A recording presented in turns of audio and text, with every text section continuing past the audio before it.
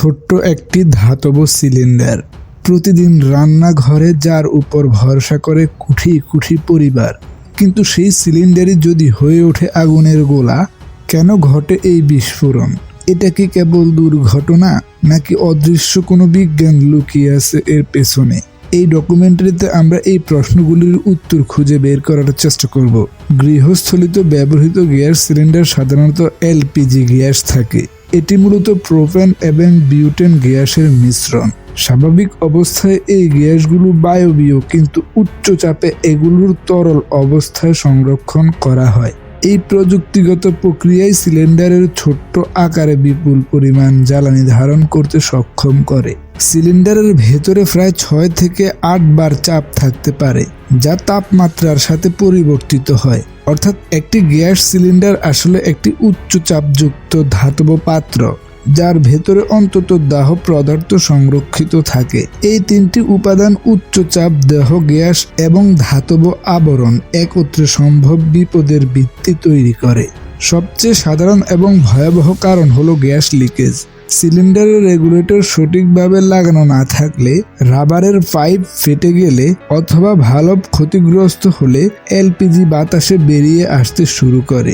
LPG বাতাসের চেয়েও ভারী, তাই এটি উপরের দিকে না উঠে নিচে জমে থাকে। রান্নাঘরের মেঝে, ড্রেন বা কোনায় গ্যাস জমে একটি অদৃশ্য স্তর তৈরি করে। যখন বাতাসে গ্যাসের ঘনত্ব নির্দিষ্ট সীমায় পৌঁছে যায়, সাধারণত 2% থেকে 10%-এর মধ্যে, তখন এটি বিস্ফোরক মিশ্রণে পরিণত হয়। এই অবস্থায় একটি ক্ষুদ্র স্পাইকলে যথেষ্ট। বৈদ্যুতিক সুইচ অন করা, ফ্রিজের কম্প্রেসার চালু করা, এমনকি মোবাইল চার্জার সংযুক্ত করাও হতে পারে বিস্ফোরণের সূচনা। মানুষ বুঝে ওঠার আগেই আগুন ছড়িয়ে পড়ে।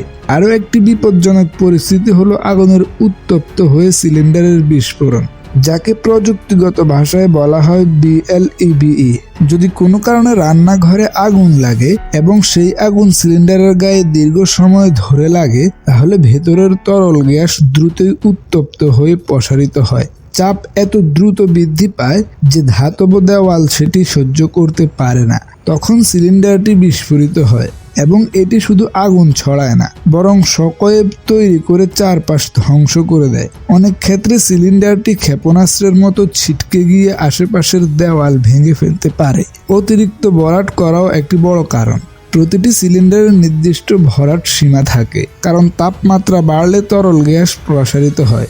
যদি সিলিন্ডারে অতিরিক্ত গ্যাস ভর্তি করা হয়, তাহলে তাপমাত্রা বৃদ্ধির সঙ্গে সঙ্গে চাপ দ্রুত বেড়ে যায়। নিরাপদ সীমা অতিক্রম করলে সেফটি বাল্ব কাজ না করে বিস্ফোরণের ঝুঁকি তৈরি হয়। উন্নত দেশগুলোতে স্বয়ংক্রিয়ভাবে ভরাট নিয়ন্ত্রণ ব্যবস্থা থাকলেও অনেক অঞ্চলে এখনো মানবিক ত্রুটি রয়ে গেছে। পুরনো বা ক্ষতিগ্রস্ত সিলিন্ডারও বিপদের কারণ হতে পারে। সময়ের সাথে সাথে ধাতব আবরণের মরিচা পড়ে, পাতলা হয়ে যায় বা অদৃশ্য ফাটল তৈরি হয়। নিয়মিত হাইড্রোস্ট্যাটিক টেস্ট না করলে এই দুর্ঘটনা ধরা পড়ে না। সিলিন্ডারের গায়ে সাধারণত পরীক্ষার তারিখ লেখা থাকে, কিন্তু অনেক ব্যবহারকারী সেটি খেয়াল করে না। ফলে মেয়াদ উত্তীর্ণ সিলিন্ডার ব্যবহারের ঝুঁকি বেড়ে যায়। মানবিক অসচেতনতা সবচেয়ে বড় ঝুঁকির একটি। অনেকেই রান্নাঘরে সিলিন্ডারকে চুলার খুব কাছাকাছি রাখেন, জানালা দরজা বন্ধ রেখে রান্না করেন, বা পুরনো পাইপ ব্যবহার করে বছরের পর বছর। কেউ কেউ গ্যাসের গন্ধ পেলেও গুরুত্ব দেন না, অথচ এলপিজিতে ইচ্ছাকৃতভাবে এক ধরনের তীব্র গন্ধযুক্ত রাসায়নিক যোগ করা হয়, যাতে লিক হলে মানুষ দ্রুত বুঝতে পারে। এই সতর্কতাকে উপেক্ষা করাই অনেক দুর্ঘটনার মূল কারণ। পরিসংখ্যান বলতেছে, উন্নয়নশীল দেশগুলোতে গ্যাস সিলিন্ডার সংক্রান্ত দুর্ঘটনা একটি বড় অংশ ঘটে নিম্নমানের রেগুলেটর ও পাইপ ব্যবহারের কারণে। নিম্নমানের যন্ত্রাংশ চাপ সহ্য করতে পারে না। সঠিক মান নিয়ন্ত্রণের অভাব থাকলে পুরো সরবরাহ ব্যবস্থায় ঝুঁকিপূর্ণ হয়ে ওঠে।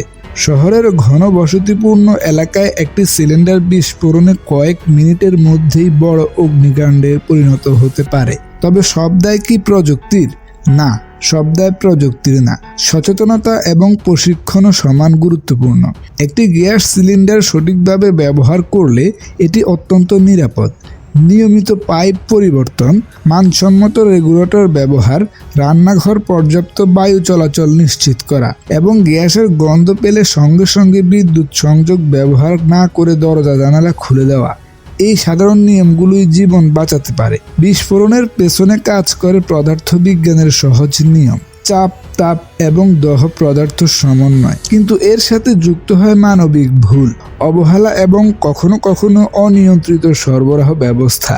একটি সিলিন্ডার নিজে থেকে বিস্ফোরিত হয় না, বরং কিছু নির্দিষ্ট পরিস্থিতির সমন্বয় তাকে বিপজ্জনক করে তোলে। শেষ পর্যন্ত প্রশ্নটি আমাদের সবার জন্য, আমরা কি যথেষ্ট সচেতন? প্রতিদিন যেটিকে আমরা সাধারণ একটি রান্নার উপকরণ হিসেবে দেখি, সেটির ভেতরে লুকিয়ে আছে শক্তি। সেই শক্তি আমাদের জীবন সহজ করে, আবার অবহেলায় তা ধ্বংস ডেকে আনতে পারে। তাই প্রযুক্তিকে দোষারোপ করার আগে আমাদের সচেতন হতে হবে, কারণ একটি সিলিন্ডারের বিস্ফোরণ শুধু একটি দুর্ঘটনা নয়, এটি আমাদের অসতর্কতার প্রতিফলক। একটি ছোট্ট সতর্কতা, একটি নিয়মিত পরীক্ষা বা একটি সচেতন সিদ্ধান্ত হয়তো বাঁচাতে পারে একটি পরিবার কিংবা একটি ভবন বা বহুজাতি জীবন কিংবা একটি পুরো অঞ্চলকেও।